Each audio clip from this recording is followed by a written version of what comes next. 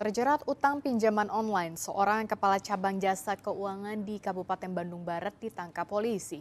Ia diduga melakukan modus transaksi fiktif sehingga merugikan keuangan negara hingga setengah miliar rupiah.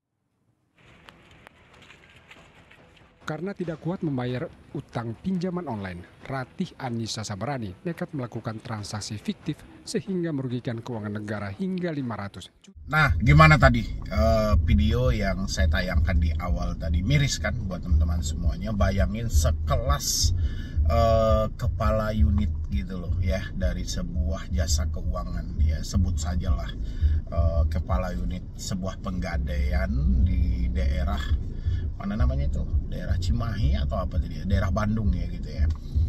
Itu aja sampai melakukan penggadaian fiktif dan segala macam gitu loh.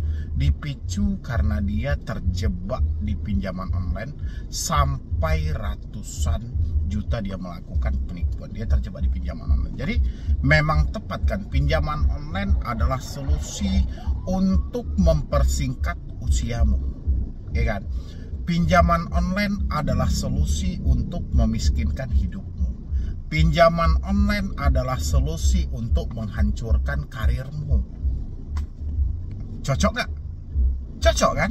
Jadi siapapun yang sudah terjebak dengan pinjaman online, kalau nggak miskin semiskin-miskinnya, kalau nggak mati secepat-cepatnya gitu loh. Kalau nggak karir dia hancur, kalau nggak didorong untuk melakukan tindakan-tindakan pidana. Dan inilah kenapa solusi hutang itu muncul di tengah teman-teman semuanya yang mengalami galbay. Tujuan saya itu untuk memberikan edukasi kepada teman-teman yang mengalami depresi yang sangat tinggi gitu ya, mengalami tingkat ketakutan yang sangat luar biasa. Jadi bukan tugas saya itu mencatat apakah di sini ada DC, apakah menurunkan DC lapangan, nggak itu visi misi kami. Jadi tujuan kami hadir di sini itu memberikan edukasi, menseimbangkan antara rasa takut dan semangat lagi gitu loh. Karena kalau Anda berlebihan rasa takut, dampak terbesarnya adalah Anda akan menjadi liar gitu loh. Kalau Anda sudah menjadi liar, Anda akan nekat melakukan tindakan-tindakan yang merugikan diri Anda sendiri. Ini yang saya batasi buat teman-teman semuanya ya. Ini saya mau bacakan dulu beritanya, biar sama-sama kita tanggapi juga. Bayangin ini, sekelas kepala unit loh, ya kan, di sebuah jasa keuangan ini kan sudah sangat luar biasa. Dan dia juga bergerak di bidang jasa keuangan juga gitu. Otomatis dia sudah paham. Dan itu aja dia masih tumbang ya kan, gara-gara pinjaman online. Makanya saya itu sangat mendukung kalau keputusan Mahkamah Agung kemarin memerintahkan Presiden, Wakil Presiden, Ketua DPR RI, Kominfo, OJK untuk membentuk regulasi yang lebih tegas, menguji kelayakan pinjaman online yang ada. Karena itu luar biasa banget gitu loh. Makanya saya setuju semua gitu dari keputusan Mahkamah Agung. Dan setuju juga dengan keputusan yang diambil oleh Bapak Prabowo juga untuk menekan angka kemiskinan di Indonesia. Habis itu ada usul juga yang ini mau ditunggu perpresnya keluar dari Bapak Hasim, adik dari Bapak Prabowo, yang mana itu perencanaan untuk menghapus 6 juta hutang masyarakat, petani, nelayan, dan UMKM. Supaya apa? Supaya kalau hutangnya dihapus, BI checkingnya bersih, mereka nggak ngarah ke pinjol lagi. Ya kan? Ini cukup miris loh buat teman-teman semuanya. Bayangin, apalagi kita ya kan, hanya orang biasa, kita juga terkadang tidak paham bagaimana strategi perbankan ini. Kita nggak tahu juga bagaimana trik-trik mereka. Tapi itu bayangin, sekelas kepala unit loh. Oke ya, saya mau bacakan dulu buat teman-teman semuanya beritanya. Berita ini sekitaran 2 hari yang lalu, tapi cukup miris juga. Next, nanti malam kita live ya. Nanti malam kita live, kemungkinan saya live itu di atas jam 10 malam.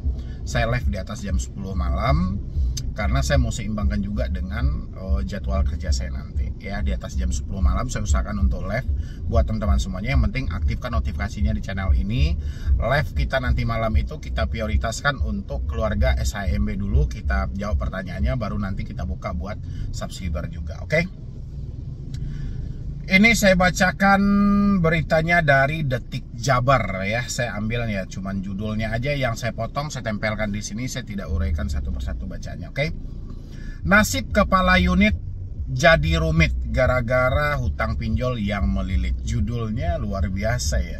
Memang hebat ya kan. Kalau untuk clickbait atau apa, memang luar biasa ya kalau penulis-penulis berita online itu ya. Nasib kepala unit jadi rumit gegara hutang pinjol yang melilit. Akhirnya jadi sakit ya kan. Jatuhnya ya, sambunglah sama teman-teman semuanya, oke? Bandung, ras ya, pasrah dalam balutan baju oranye. Ia kini menjadi tahanan Satreskrim Polres Cimahi karena nekat menilap uang salah satu kantor jasa keuangan plat merah tempat ia bekerja, Batu Jajar. Perempuan yang sebelumnya bekerja sebagai kepala unit itu dipecat karena merugikan negara kurang lebih 500 juta. Wow, luar biasa ya. Kasus ini terungkap hasil kerjasama kami dengan jasa keuangan tersebut, kata Kapolres Cimahi AKBP Tri Suhartanto saat ditemui di Mapores Cimahi Rabu 30 Oktober 2024 ya. Kasus tersebut terjadi pada tahun 2020 lalu saat Ras bertugas sebagai kepala unit. Akibat aksinya ia muncul kerugian negara mencapai lebih dari 500 juta dengan berbagai modus. Kerugian negara kurang lebih sebanyak 500 juta.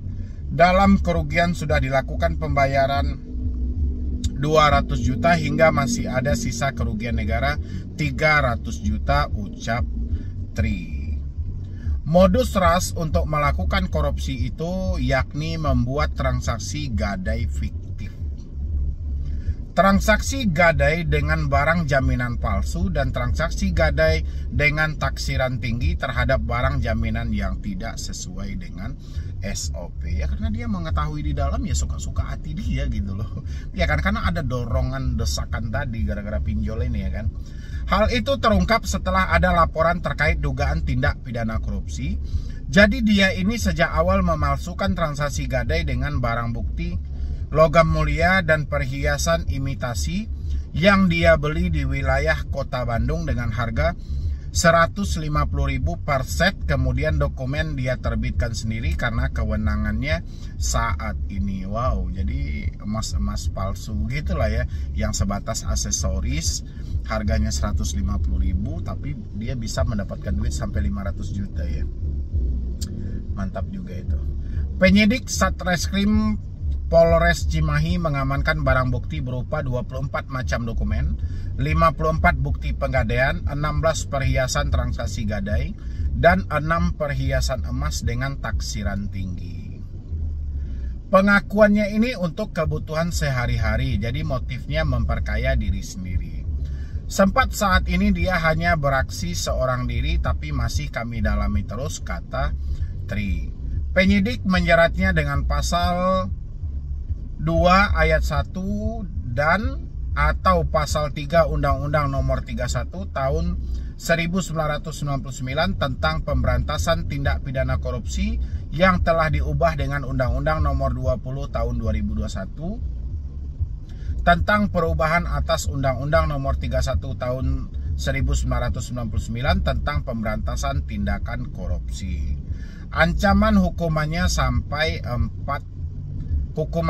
sampai 20 tahun penjara karena dia memalsukan barang bukti tersebut, kata Tri. Sementara itu, Ras mengaku perbuatannya dilakukan karena ia terjerat hutang dari aplikasi pinjaman online dengan jumlah cukup banyak. Uangnya buat bayar hutang, soalnya enggak satu aplikasi saja tapi banyak, kata Ras. Nah, ini mumpung viral-viralnya teman-teman, sudah tahu apa belum berita ini 2 hari yang lalu? Sudah ada informasi dari OJK. Ini kan mumpung viral, mumpung booming. Biasanya kan OJK muncul itu, ya kan? Karena ini kan sudah membawa-bawa soal pinjol juga. Apakah OJK akan menyalahkan kepala unitnya ini atau bagaimana gitu? Oke. Secara sepihak, kelakuan dia salah, tindakan dia salah. Dia nekat melakukan ya yang merugikan negara sampai 500 juta. Di pihak lain ya, dia didesak karena perilaku kecerobohan dia tadi. Dia didesak dan dia tidak sadar, dia hanya terlena karena kita sebagai seorang kepala unit loh, harga diri ini sangat mahal, nggak mungkin data kita disebar dan segala macam. Akhirnya melakukan tindakan-tindakan yang merugikan diri sendiri ya. Jadi kalau menurut pendapat dari teman-teman semuanya gimana? Ayo kita tonton lagi videonya sekali lagi ya, yuk. Terjerat utang pinjaman online, seorang kepala cabang jasa keuangan di Kabupaten Bandung Barat ditangkap polisi. Ia diduga melakukan modus transaksi fiktif sehingga merugikan keuangan negara hingga setengah miliar rupiah. Karena tidak kuat membayar utang pinjaman online, Ratih Anissa Sabarani nekat melakukan transaksi fiktif sehingga merugikan keuangan negara hingga 500 juta rupiah. Ratih merupakan kepala cabang jasa keuangan di Kabupaten Bandung Barat selama 8 tahun. Jabatan itu memudahkan Ratih untuk bertransaksi. Bahkan sedemikian rapihnya, transaksi fiktif dengan jaminan palsu itu dilakukan Ratih selama setahun lebih terakhir. Namun sepak terjang Ratih akhirnya terendus sehingga ia akhirnya dipecat dan dibawa ke jeruji penjara. Polisi menyita uang tunai 300 juta rupiah, belasan perhiasan transaksi gadai dan perhiasan emas serta bukti transaksi fiktif.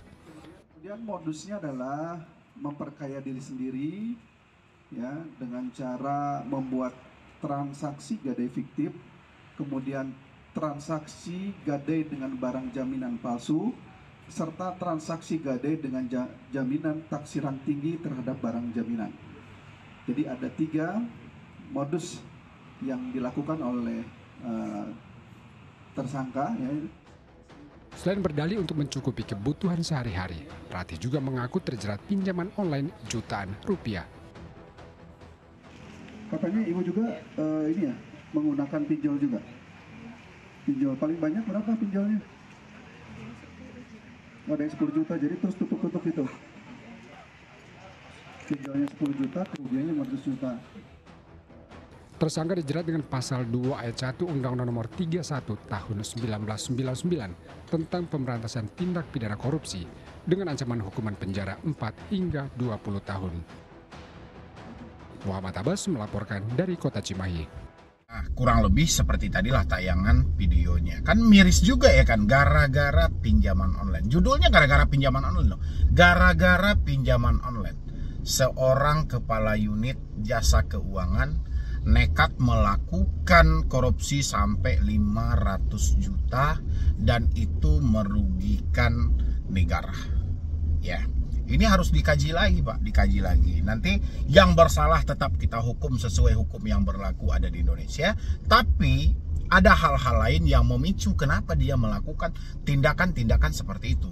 Dorongan, desakan, intimidasi, caci maki, ancaman dari pinjol masih tetap berjalan. Ya, kenapa saya selalu bersuara setiap hari? Ini OJK percuma membentuk aturan. Pinjol dilarang melakukan penagihan dengan mempermalukan, dilarang melakukan penagihan secara terus-menerus, dilarang melakukan penagihan dengan pengancaman. Fakta yang terjadi di lapangan, semua larangan yang diterbitkan OJK itu dilakukan oleh pinjolnya.